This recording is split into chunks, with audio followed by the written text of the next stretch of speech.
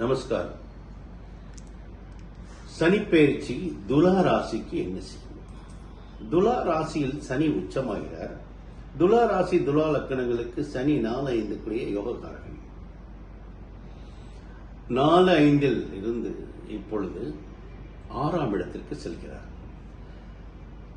இயல்பாகவே சனி 3, 6, 11ஆம் இடத்தில் இருக்கும்போது அற்புதமான பலன்களை செய்வார்.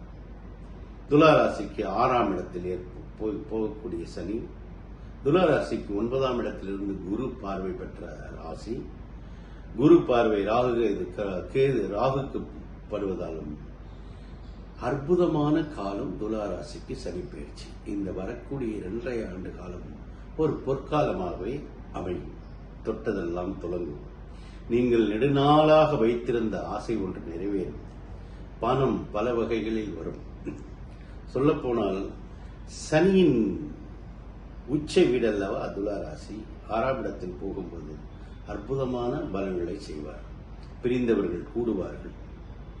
தந்தையிடமிருந்தும் நண்பர்களிடமிருந்தும் பணம் வரும்.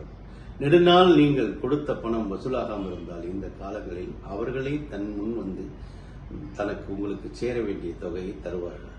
பேங்க் லோன் கிடைக்கும். தொழிலில் வெற்றி அடையும். அதாவது ஒரு தொழிலை செஞ்சிருப்பாரு, நெக்ஸ்ட் பிரான்ச் போடுவார். ஒரு ஹோட்டல் தொழில் பண்றவர் அடுத்த பிரான்ச் போடுற டைம்.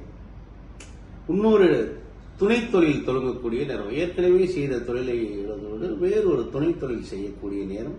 அற்புதமான காலம் துலா ராசி துலா லக்ன நேயர்களுக்கு. ஸோ மொத்தத்தில் சனி பெயர்ச்சி மிகவும் அற்புதமாக வேலை செய்யக்கூடிய காலம் இது.